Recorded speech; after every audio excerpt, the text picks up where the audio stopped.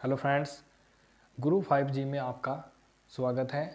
कल हमने इस चैनल पर रेखा और कोण स्टार्ट किया था, जिसमें हमने रेखा के बारे में डिस्कस किया था। उसकी बेसिक चीज़ें हमने सब क्लियर कर ली थी। आज हम क्या करेंगे, कोण को डिस्कस करेंगे। उसे भी हम बेसिक से ही पढ़ते चलेंगे। तो आइए आज कोण के बारे में डिस्कस करते हैं। बच्चों, हमारा टॉपिक क्या चल रहा है? रेखा और कोण। ये हमारा क्या है, टॉपिक है, जिसमें हमने रेखा तो क्लियर कर ली। आज हम स्टार्ट क्या करते हैं, कोण। तो आइए सबसे पहले हेडिंग डालिए, कोण।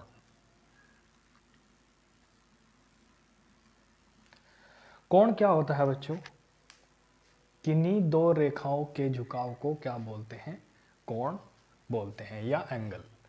जैसे हमारे पास कोई एक रेखा है ए और एक रेखा है हमारे पास बी। इन दो रेखाओं का जो झुकाव है उसे ही क्या बोलते हैं? एंगल या कोण। उसे हम थीटा से डिनोट कर सकते हैं या किसी भी एंगल से, फाई, थीटा, कुछ भी बोल सकते हैं। ये कितनी भी डिग्री का एंगल हो सकता है, 30 डिग्री, 40 डिग्री, 50 डिग्री, कुछ भी डिग्री का एंगल हो सकता है। तो कोण किसे कहते हैं? किन्हीं दो रेखाओं के झुकाव को क्या कहते हैं? कोण कहते हैं। ये तो हो गया हमारे पास कोण। उसके बाद क्या आता है? कोण के प्रकार। कोण के कई प्रकार होते हैं, जैसे न्यून कोण, समकोण, अधिक कोण। एक एक करके हम डिस्कस करेंगे। सबसे पहले हेडिंग डालिए, न्यून कोण। सबसे पहले हेडिंग, न्यून कोण। न्यून कोण ऐसा कोण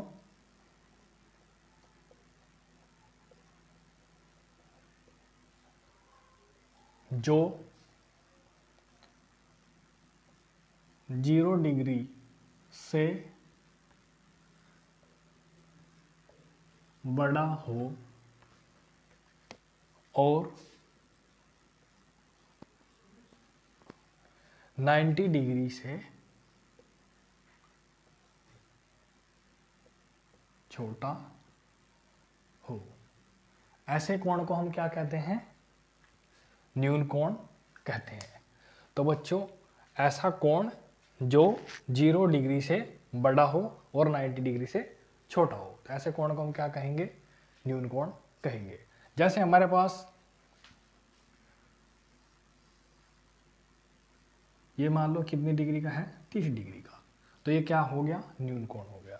इससे नेक्स्ट हेडिंग डालिए, समकोण। समकोण क्या होगा बच्चों? ऐसा कोण जो 90 डिग्री के इक्वल हो। नेक्स्ट हेडिंग डालो, समकोण। ऐसा कोण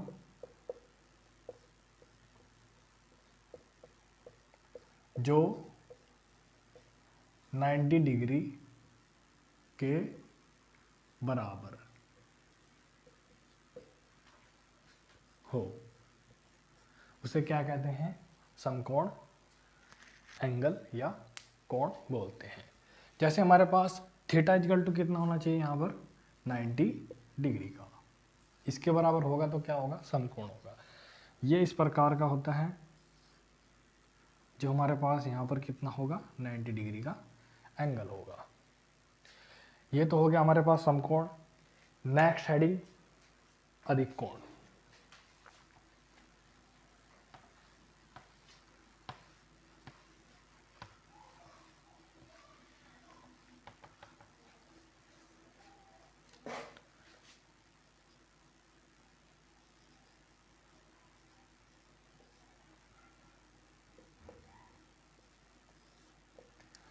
अधिक कोण जो 90 डिग्री से बड़ा हो और 180 डिग्री से छोटा हो, उस कोण को हम क्या कहते हैं?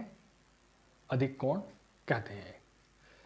जैसे हमारे पास ऐसा कोण जो 90 डिग्री से बड़ा हो और 180 डिग्री से छोटा हो, ऐसे कोण को हम क्या कहेंगे? अधिक कोण कहेंगे। नेक्स्ट एंगल इससे आता है, इसका एग्जांपल इस तरह का होगा। ये जो एंगल होगा हमारे पास, ये 90 डिग्री से बड़ा होगा और 180 से छोटा होगा। जैसे मान लो 120 डिग्री, लगभग 120 डिग्री, एक्यूरेट तो नहीं है। जो यहाँ पर जो एंगल होगा हमारे पास वो 90 डिग्री से बड़ा होना चाहिए और 180 से छोटा होना चाहिए, तो वो क्या हो जाएगा? अधिक कोण हो जाएगा। नेक्स्ट कोण जो होगा हमारे पास,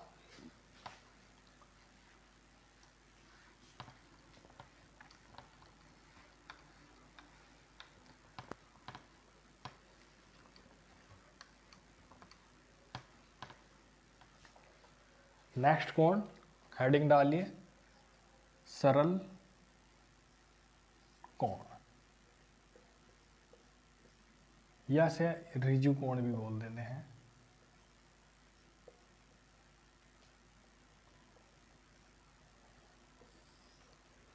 सरल कोण या रिजु कोण, ऐसा कोण जो 180 डिग्री का हो उसे क्या बोलते हैं? सरल कोण या रिजु कोण बोलते हैं।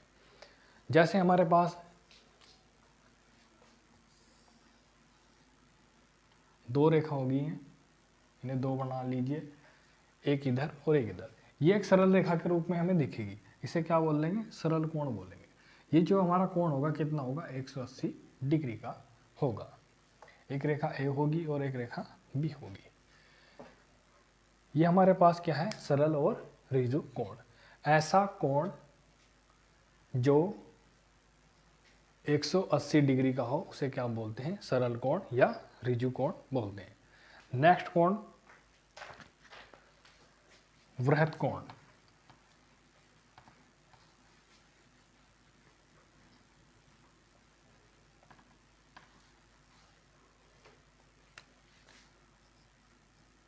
वृहत कोण या फिर प्रतिवर्ती कोण।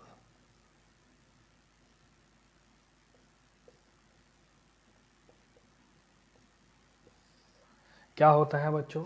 वृहत कोण और प्रतिवर्ती कोण।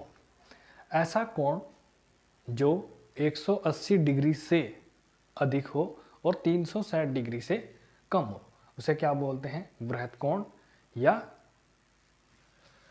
प्रतिवर्ती कोण बोलते हैं। जैसे हमारे पास क्या हो गया?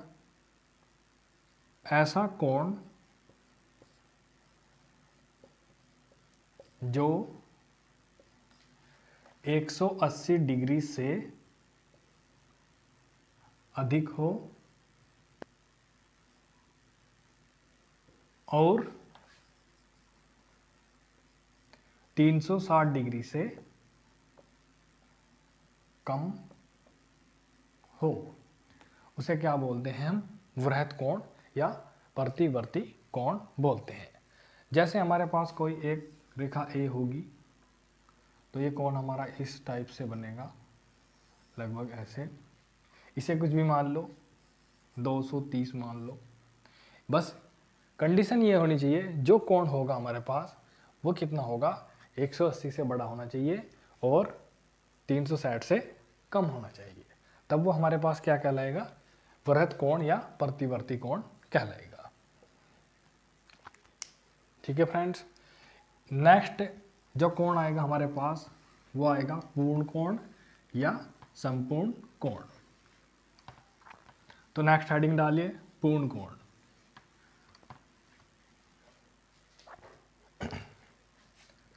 नेक्स्ट हेडिंग पूर्ण कोण या संपूर्ण कोण।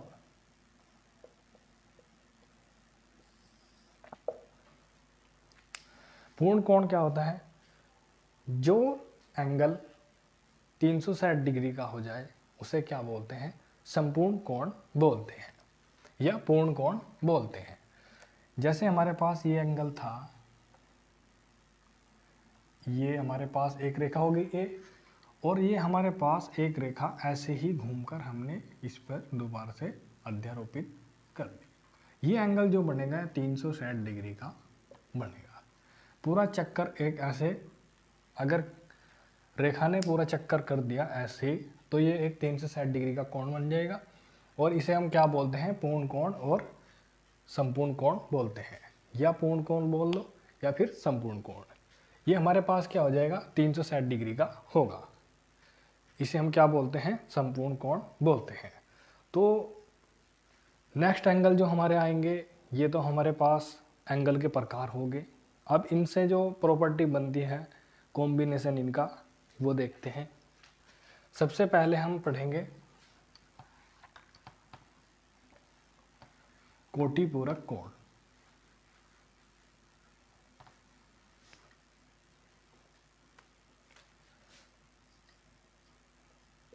कोटिपूरक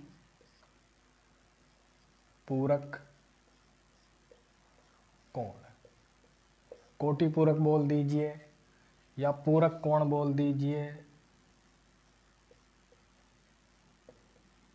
या फिर अनुपूरक कोण बोल दीजिए।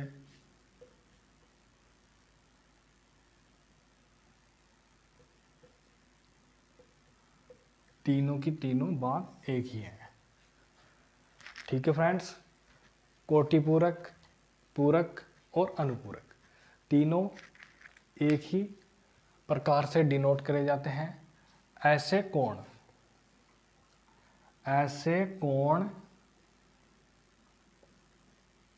जिनका योग, ऐसे दो कोण, ऐसे कोण जिनका योग, जैसे हमारे पास कोण ए और कोण बी, उन दोनों का योग कितना जाए, 90 डिग्री, तो उसे क्या बोलते हैं हम, संपूरक कोण, नहीं सॉरी, कोटिपूरक और पूरक कोण बोलते हैं, या अनुपूरक कोण। ये हमारे पास क्या हो गया, कोण ए और कोण बी, अगर इन दोनों कोण का योग कितना आ जाए, 90 डिग्री आ जाए, उसे क्या बोलते हैं, कोटिपूरक कोण बोलते हैं। जैसे हमारे पास हमने कहा कोण 20 डिग्री का पूरक कोण बताइए, कितना होगा बच्चों, दोनों कोण का योग कितना होना चाहिए, 90, तो नेक्स्ट कितना होगा, 70, 90 माइनस 20 कितना आ जाएगा, 70 डिग्री। तो ये हमारा क्या हो जाएगा, ऐसे हम पूरक कोण निकाल सकते हैं। 30 का पूरक कोण कितना होगा, 30 का पूरक कोण 60 डिग्री, 40 का कितना होगा, 50 डिग्री। तो ये हमारे पास इस तरह हम क्या निकाल लेते हैं, पूरक कोण निकाल लेते हैं। एक दूसरे का योग ये क्या कहलाएंगे, कोण ए और कोण बी आपस में एक दूसरे के कोटिपूरक या पूरक कोण कहलाते हैं। जैसे हमारे पास हमने भाग क्या लिया, एग्जाम्पल 20 और 70, ये दो आपस में क्या है, कोटिपूरक कोण है। 20 का कोटिपूरक कोण है 70, 70 का कोटिपूरक कोण होगा 20, यानी कि उन दोनों एंगल का योग कितना होना चाहिए, 90 डिग्री होना चाहिए। ये हमारे पास क्या हो जाएगा, कोटिपूरक कोण हो जाएगा। इससे नेक्स्ट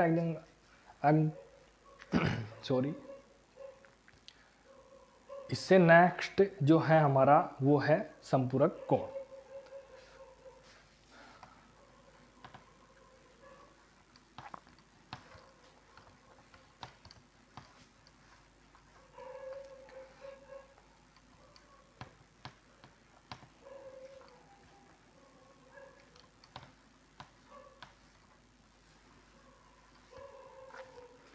तो फ्रेंड्स नेक्स्ट आता है हमारा संपूरक कोण, क्या होते हैं,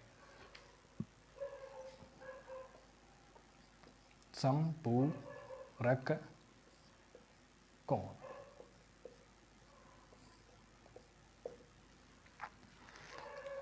ऐसे दो कोण जिनका योग 180 डिग्री हो, उन्हें क्या कहते हैं, संपूरक कोण बोलते हैं।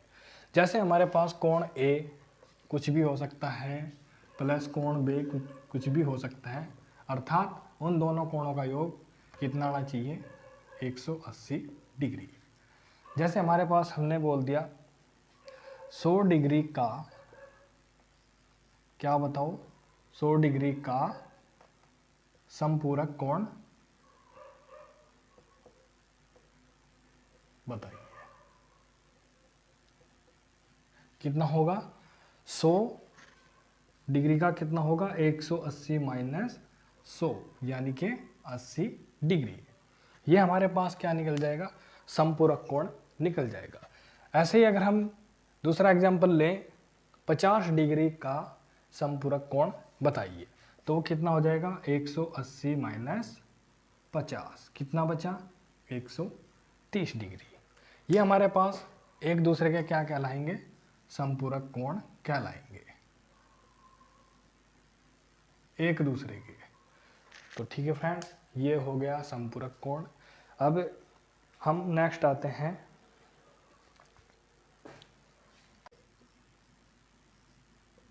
आसनन कोण। आसनन कोण को नोट में 2 कंडीशन लिख लीजिए, 2 या 3 जो भी है। अब हमारे पास आसनन कोण में क्या कंडीशन होगी, नंबर 1, शीर्ष जो होगा कोणों का उभयनिष्ठ होना चाहिए, उभयनिष्ठ होना चाहिए। एक तो शीर्ष उभयनिष्ठ हो गया और एक भुजा उभयनिष्ठ हो जाएगी। एक भुजा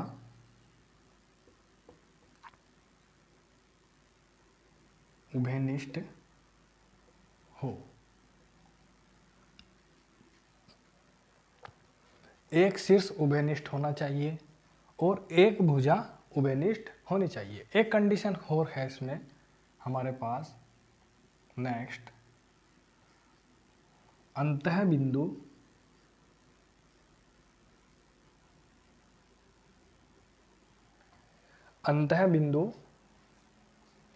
कॉमन या जो हमारा अंतः बिंदु होगा वो उभयनिष्ठ नहीं होना चाहिए। अंतः बिंदु उभयनिष्ठ नहीं होना चाहिए। ये 3 कंडीशन जहां फॉलो होगी वो क्या कहलाएंगे, आसनन कोण कहलाएंगे।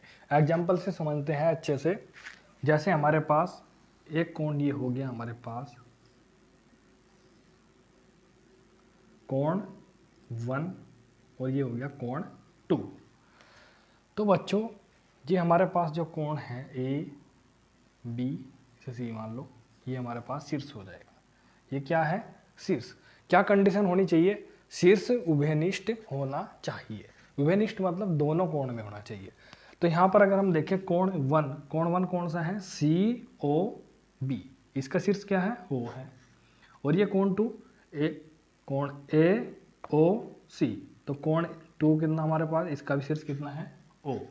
तो दोनों का शीर्ष उभयनिष्ठ ओ है, कोण 1 का भी और कोण 2 का भी। नेक्स्ट, एक भुजा उभयनिष्ठ होनी चाहिए।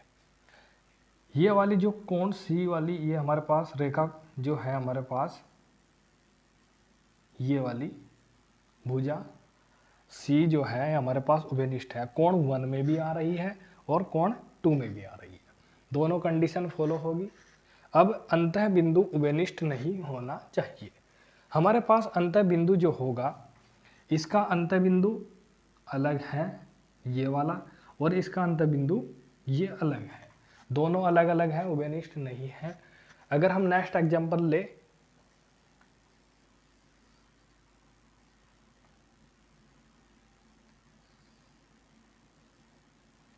कोण 1